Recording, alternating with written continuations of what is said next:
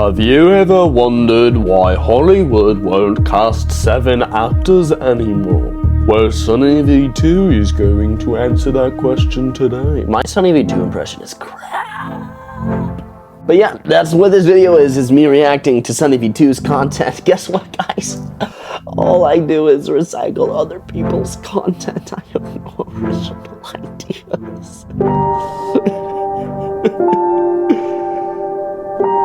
Let's get straight into it. We're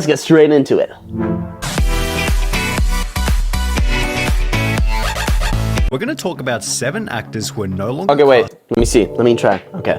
So, first guy. That's the guy from American Pie. He's hilarious. I'm guessing it's because he's so iconic as Stifler. Okay. Then the second guy, have no idea who that is. Third guy, Jim Carrey. He's just he's an oddball. Okay. All right, then Tobey Maguire, most likely because of his face. I mean, the whole thing, not into it. Other guy, he's a Super Kruger, probably didn't like being a Super Kruger anymore. Girl in the middle, she's not a very good actor. That might be it. And then weird guy, he's not Weird Al, he's the... I have a chair. Probably, again, because he's so iconic for the I have a chair. But yeah. Talk about 7 actors who are no longer cast by Hollywood, beginning with Sean William Scott, whose performance as Stifler in American Pie was so iconic that it actually hindered him from landing future roles. Sean stated in a 2010 interview, "I had so much fun and loved the character, but I don't want to be known as that character forever. Now I'm realizing that I probably will be known as that character forever," also adding in a Conan O'Brien interview that Stifler's basically all he's seen as when fans meet him in real life. Do people think you're Stifler? Do you have situations where people think that I'm that guy? Yeah. They think that I'm Stifler. This made it difficult for Sean to land any role where he wasn't playing a douchey frat boy, although this wasn't so much of an issue at the start. He'd star in films such as Dude, Where's My Car?, The Dukes of Hazzard, as well as Role Models, finding success in each film with the American Pie persona. However, these types of raunchy teen comedies aren't all that common anymore, and with Sean William Scott approaching his 50th birthday, it's not difficult to see why he no longer has the same utility as he used to. Between 2019 can't be the crap wad in a high school Sean didn't appear in a single production, yet he would return in a TV series called Welcome to Flatch, in which Sean still looks exactly like Stifler over 23 years later. Although Sean William Scott isn't the only actor with this problem. I don't know this. I know who he is, but I have no idea who he is. The legendary name Mclovin ever since starring in Superbad. The movie was literally Chris's very first acting role, being cast for his unique nerdy appearance, which when plastered on a certain iconic fake ID, made him recognizable to everybody. It stated in a Vanity Fair interview, "The day after it came out, I was a nobody, 18 years old. I'd never done anything in my life. And then the next day I go to a Habit restaurant, and then someone across the way goes Mclovin in front of like 40 people. Then I was like, oh, something is changing in the atmosphere here." Who talks like that? Just, oh, something is changing in the atmosphere here. The atmosphere is changing. Leading to concerns from fellow Superbad co-star Emma Stone, who stated, "Is Chris Mintz-Plasse going to be called Mclovin for the rest of his life?" Chris had found himself with the same curse as Sean William Scott, which is interesting as the two would star alongside each other only 1 year after Superbad, where Chris played a character very similar to Mclovin. More than half of his 5 most recent films have been voice acting roles, possibly done so he could disassociate from Mclovin. Yet on the trailer for his most recent film called Honor Roll, one of the top comments is still, "You know you're getting old when Mclovin from Superbad now plays guidance counselor roles in teen movies." Despite being unable to escape the curse of Mclovin, Christopher Mintz-Plasse has managed to find success in the music industry with his band called Main Man. When asked during an interview, "Do you ever feel pulled toward acting or music more than the other?" Chris responded by stating, "I would love to keep balancing the two. I think I'm very lucky and grateful for where I am right now that I can do both. Acting, you can work for 3 months and not work for 6 months. So in that time, I love the momentum of music and everything that's going on. The momentum right now is very musical. I kind of just go with the flow, and it seems as though Jim Carrey has taken on a similar attitude." I just want to say before the video continues, Sunny V2's content is absolutely amazing. You should go give him a sub. And also, I'm sad that Jim Carrey is retired now. It makes me super sad because he's like One of my favorite actors. He's like my childhood, guys. And it seems as though Jim Carrey has taken on a similar attitude. In the early days, Jim Carrey had a never-ending list of cult classic films. He really did. The Grinch, The Mask, The Truman Show, Dumb and Dumber, Ace Ventura, even Eternal Sunshine of a Spotless Mind was amazing. However, when was the last time you heard any hype around a Jim Carrey movie after maybe the second Dumb and Dumber almost 10 years ago? There's a good reason for this. Between 2016 and 2020, Jim Carrey took a 4-year hiatus from acting, which seemed to have been catalyzed by the death of his ex-girlfriend in late 2015. The tragedy not only resulted in grief, but Jim Carrey also had to spend the entirety of 2017 embroiled in various lawsuits related to her passing. He was dismissed of any legal wrongdoing in early 2018, yet only 6 months later in a Hollywood Reporter interview, it was explained that Jim Carrey was an actor who had effectively renounced his own celebrity after stating, "I just didn't want to be in the business anymore. I didn't like what was happening, the corporations taking over and all that. And maybe it's because I felt pulled toward a different type of creative outlet." Jim Carrey instead began to focus on painting, and while he would return to acting for a brief period in 2020, he'd go on to state this in April 2022.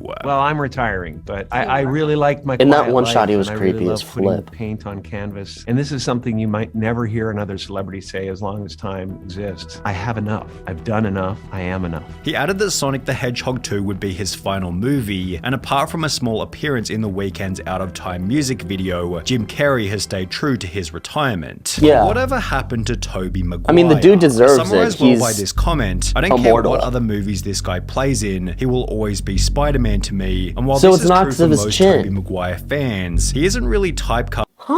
I'm kidding. He found success playing fairly unique roles in other films such as The Great Gatsby, yet I watched The Great Gatsby the other day.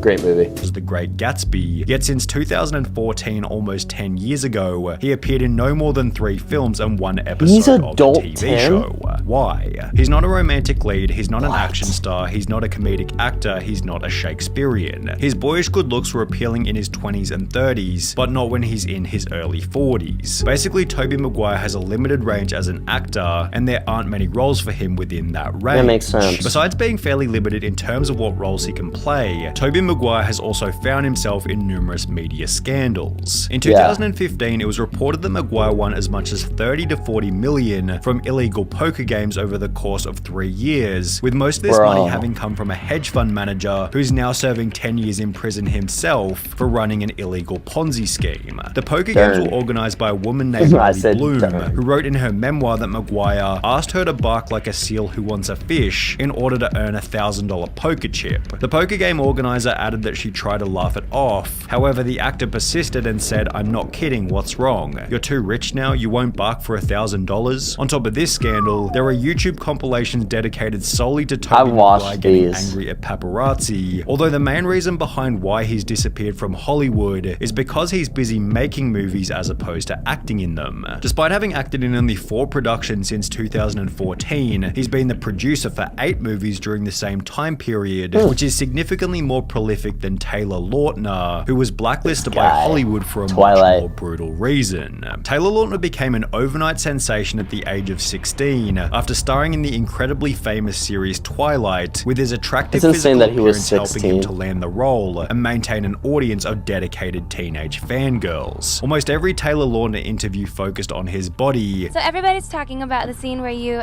drop your pants. How was that? With the whole Team Jacob vs. Team Edward fiasco, helping Taylor Lautner to earn an estimated $40 million from the franchise. He was so famous that for 10 whole years, he didn't go to a grocery store, movie theater, or a mall, although over time, this insane level of fame began to fade. The 4 movies he starred in after Twilight each failed to crack 6 stars on IMDb, the worst of which being described as a 4th-rate Hollywood thriller that bundles a lot of thievery from better movies, is entirely bereft of suspense or excitement, and features a leading man who absolutely positively cannot act. And by 2016, Taylor Lautner had stopped exercising altogether, leading him to lose the body that had made him so famous in the first place. And, you know, what happens when you don't want to see a gym is you start losing the 8-pack.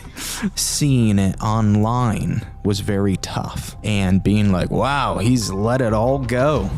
I was like, oh man, Did I really let it all go? It'd be unfair to call Taylor Lautner's Twilight success lucky, as he definitely had to put in a lot of work prior to landing the role, but it did seem like he caught the right wave at the right time. He didn't originally get the role movie demanded a fit guy because they in his said, late yeah, teens, he's about which to talk Taylor about Lautner suited perfectly at the time. However, this on its own was insufficient to ensure any long-term success. He wasn't originally going to get the role. And he was actually he didn't get the role, they were going to give it to someone buffer. And then he actually got the role from working his butt off to become buff. And then that's how he got the role, was because he was able to work out, basically. But while every person we've discussed so far has continued to land small roles here and there, it's time to talk about Cameron Diaz. He hasn't gotten who hasn't anything been since the cast in a Annie single movie, right? since 2014. Yeah. She found massive success with movies such as Shrek, Charlie's Angels, and There's Something About she's in Mary, Shrek. holding the title of the highest paid actress over the age of 40, while appearing in multiple films every year up until her disappearance. So what happened? Well, unlike most of the others we've covered in this video, Cameron Diaz's vanishing from Hollywood instead came from her end. She'd explained in an interview with Kevin Hart that as someone who performed at the top level of her field, she needed to spend every waking hour focusing on the craft, and she was tired of living such a singular focused life. Cameron Diaz has instead had a baby, written 2 self-help books, and launched a wine brand called Aveline, which seems to be much more than what Sacha Baron Cohen has been up to. After Borat grossed over $250 million back in 2006, Sacha Baron Cohen saw a steady decline in the performance of every film afterwards. The Dictator did $180 million, Bruno did $140 million, yet by 2016, Grimsby did only $28 million on a budget of $35 million, meaning the film lost $7 million, whilst prompting reviews such as Baron Cohen is a one-trick pony and his shtick has worn thin. In 2016, he stated that Hollywood would be too scared to make Borat today, explaining that the incredibly crude humor which made the movie so successful was better suited to when the film was first released. The kind of stuff he pulled off in Borat is much harder to do in this YouTube/iPhone age, as Cohen himself admitted while doing press for this one. The same kind of problem can also be applied to Bruno in The Dictator. So basically it was because Borat did so well that he became cursed because no one could see him as anything else. He got popular for the shtick and then shtick ran dry. The same kind of problem can also be applied to Bruno in The Dictator, but it's the risky comedy in these films that makes them so entertaining to watch. On top of being more limited in terms of what jokes he can make, Sacha Baron Cohen has also been limited by lawsuits. He stated in a 2012 interview that he could no longer make movies like Borat and Bruno, as the movies I did up till now, they involved real people. At the moment, I think I have the Guinness World Record for the most sued actor in history, with Borat accounting for at least 7 of these lawsuits. Despite this, Sacha Baron Cohen did release Borat 2 in October 2020, which was purchased by Amazon for $80 million. So while it's clear that he is still finding success with these roles, it'll be interesting to observe the performance of his next original film. Huh. That's kind of insane. Ooh. Those are the 7. Just freaking. I can't for the life of me do a Sonny V2 impression. I discovered I can do a Count Dooku impression. I was over here like this the other day, and it is not the worst Count Dooku impression I have ever heard. And I can also do Robin Williams. I can be over here like this and be like, I'm Robin Williams, I'm gonna kick you, I'm gonna make you cry, I'm gonna want to beat you up, because I'm the genie from Aladdin. Don't mess with me. It's terrible right now. I'm not good at things. I can do Jason Statham. I am Jason Statham. I'm gonna punch you. And then Arnold Schwarzenegger is one that I can do. I don't know why I'm going on an impressions tangent. But yeah, thank you for choosing to watch this video. Please like and subscribe if you aren't already. And go ahead and hit that notification bell if you're so kind, so you know when I'm super cool and I post a video. Have an amazing rest of your day or night, depending on when you're watching this. Love you guys. Peace out.